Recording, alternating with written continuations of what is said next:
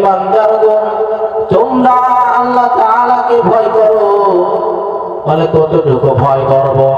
বলে যতটুকু ভয় করলে তোমরা পরিপূর্ণ ঈমানদার মুত্তাকি হয়ে কবরে আসতে পারো ততটুকু পরিমাণ ভয় করো।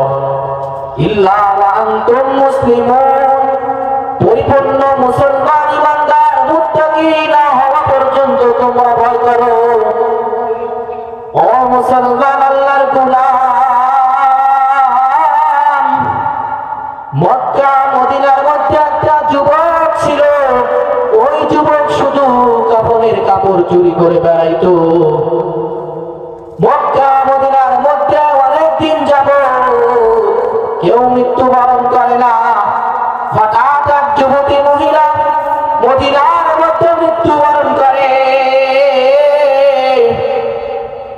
এরপর ওই যুবক ওই মহিলার যখন তার আত্মীয় স্বজন সবাই মিলে তাকে দাফন করিয়া চলে আসে, ওই যুবক রাতের অন্ধকারে কবরের মধ্যে নামার পরে সে তার মহিলার কাফনটা যখন চুরি করতে লাগলো, তখন শয়তান এসে ধোঁকা দেয়।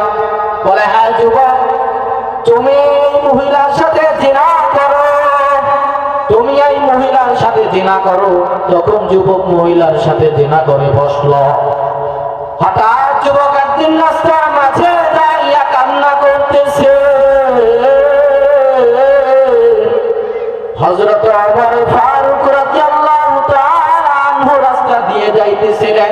যাওয়ার সময় দেখে ওই যুবক অধৈর্যে কান্না করতেছে। বলে, হে যুবক, তুমি কান্না করো কেন? তখন যুবক বলতেছে, আমি এমন একটা অপরাধ করেছি ভাই, আমি এমন একটা অন্যায় করেছি। বলে, তুমি কি বড় অন্যায় করেছ? তুমি কি কাউকে হত্যা করেছ? বলে, না না, আমি কাউকে হত্যা করি নাই। বলে, তাহলে তুমি কি করেছ? এরপরে হযরত ওমর ফারুক রাদিয়াল্লাহু তাআলা আনহু রাসূলের দরবারে নিয়ে চলে গেলেন। যাওয়ার পরে বলতেছি, ইয়া রাসূলুল্লাহ, ইয়া হাবিবাল্লাহ, এই যুবকটা দেখলাম রাস্তার মধ্যে দাঁড়িয়ে জোরসে কান্না করতেছে। আমি জিজ্ঞাসা করলাম, যুবক, তুমি কেন কান্না করো? যুবক কিছু বলে না। আমি জিজ্ঞাসা করলাম, তুমি কি কাউকে হত্যা করেছ? বলে যে, না, আমি কাউকে হত্যা করি নাই। এরপরে আল্লাহর রাসূল জিজ্ঞাসা করলেন, ও যুবক, তুমি কিসের জন্য কান্না করতেছো? বলে, তুমি কাউকে হত্যা করেছো নাকি? বলে, না। তাহলে তুমি কত বড় পাপ কাজ করেছো যার কারণে তুমি এত পরিমাণ কান্না করতেছো? যুবক কান্না করে আর বলে, ইয়া রাসূলুল্লাহ, ইয়া হাবিবাল্লাহ, আমি এত বড় একটা অন্যায় করেছি। মক্কা মদিনার মধ্যে অনেক দিন যাবত মানুষ মরে না। হঠাৎ একদিন সুন্দর যুবতী মহিলা মৃত্যুবরণ করে। এরপরে আমি ওই কবরের মধ্যে নামি। এরপরে যখন যুবতী মহিলা কাপড়খানা চুরি করতে গেলাম, শয়তান এসে আমাকে ধোঁকা দিল। রাসূল আকরাম সাল্লাল্লাহু আলাইহি ওয়াসাল্লাম এই কথা শোনার পরে সাথে সাথে মুখ ঘুরিয়ে নিলেন। আবার যখন যুবক এই কথা বললেন, সাথে সাথে রাসূল আবার মুখ ঘুরাইয়া নিলেন। যখন আবার সাথে সাথে এই কথাটা বললেন, তখন রাসূল আবার সাথে সাথে একবার নয়, দুইবার নয়, তিনবার রাসূল মুখ ঘুরাইয়া নিলেন। এরপর যুবক অধৈর্যে কান্না করতে করতে গভীর জঙ্গলে চলে গিয়েছে। যাওয়ার পরে যুবক একদিন নয়, 2 দিন নয়, যুবক একটানা 40 দিন পর্যন্ত কান্না করেছে। কান্না করতে করতে যুবকের মুখের জলে ঘাও হয়ে গেছে। শরীরের যেই জায়গায় পানি পড়ছে সমস্ত জায়গায় এইরকম ভাবে ঘাও হয়ে গেছে। যুবকের পরে আল্লাহর রাসূলের দরবারে আসলেন, বললেন, ইয়া রাসূলুল্লাহ, ইয়া হাবিবাল্লাহ, আপনি আমারে তওবা করাইয়া দেন। আল্লাহ রাসূল বললেন, আল্লাহ তাআলা তার কোরআনের মধ্যে বলেন, ইন্নাল্লাহা ইউহিব্বুত তাওয়াবিন। আল্লাহ তাআলা তওবাকারী বান্দাদেরকে ভালোবাসেন, ওয়া ইউহিব্বুল মুতাতাহহিরিন, এবং যারা পবিত্রতা অর্জন করে আল্লাহ তাআলা তাদেরকেও ভালোবাসে। ও মুসলমান, আল্লাহর গোলাম, আমি এই ঘটনা দ্বারা বুঝাইতে চাইতেছি, আমরা তো জীবনে কত বড় পাপ, কত অন্যায় করে থাকি, তাহলে আমরা কেন যুবকের মতো তওবা করতে পারবো না? এখনো তওবার দরজা খোলা আছে, সময় থাকতে তওবা করিয়া আল্লাহর পথে ফিরে আসি। আর যদি না হয়, এখনই যদি মৃত্যুবরণ করি, এই মসজিদের মাইকে এলান হয়ে যাবে, অমুক গ্রামের অমুক নামের এক ব্যক্তি দুনিয়া ছেড়ে আল্লাহর ডাকে সাড়া দিয়ে চলে গেছে। এরপরে আত্মীয় স্বজন সবাই আসবে, আসার পরে আমাকে গরম পানি দিয়ে গোসল করাইবে।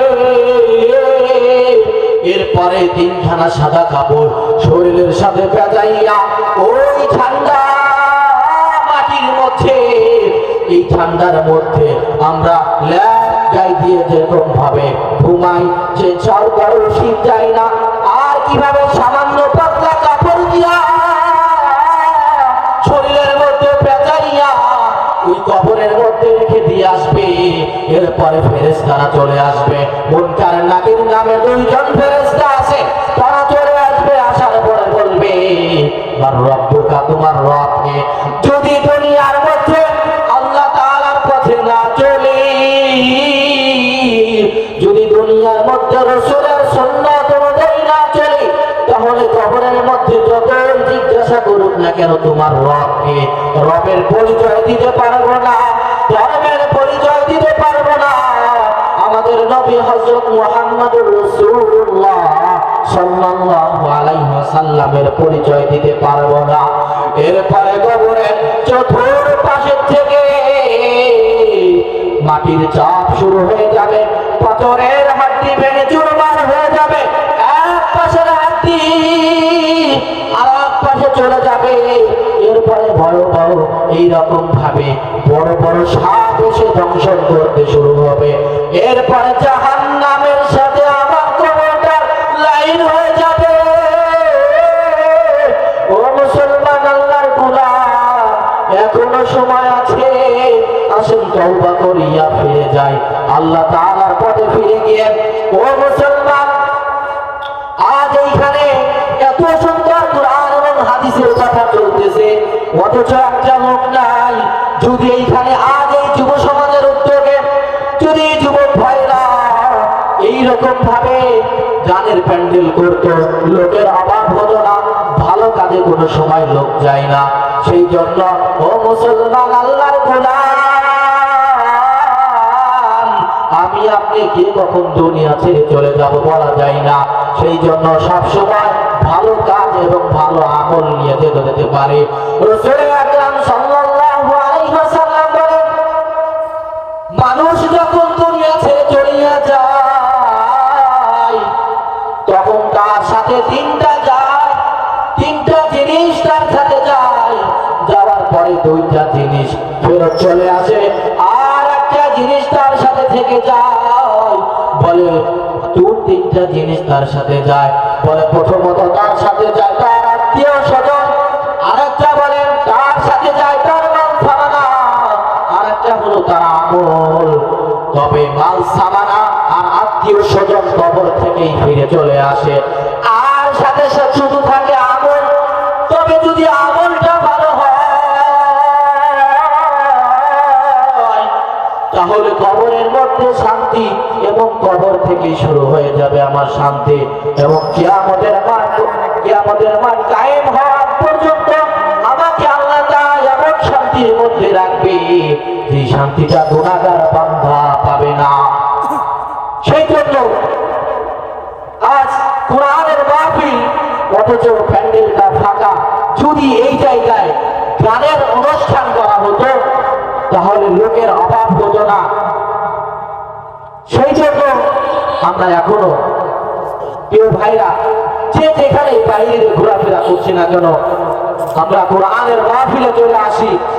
কারণ আমি আপনি যখন দুনিয়া ছেড়ে চলে যাব, হয়তো আল্লাহ তাআলার কাছে আমরা এই কথা বলেও মাফ পেতে পারি যে আল্লাহ, জীবনে আমার কোনো আমল নাই, তবে একটা আমল আছে যে আমি এই সাগরকান্দি শেখবাড়ি হযরত আবু বকর রাদিয়াল্লাহু তাআলা আনহু জামে মসজিদে কোরআনের মাহফিলে বসেছিলাম।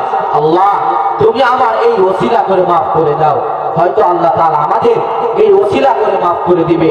সম্মানিত হাজিরিন, আমি যেগুলো কথা বললাম, আল্লাহ তাআলা আমাদের সকলকে এবং সর্বপ্রথম আমাকে আমল করার তৌফিক দান করুন।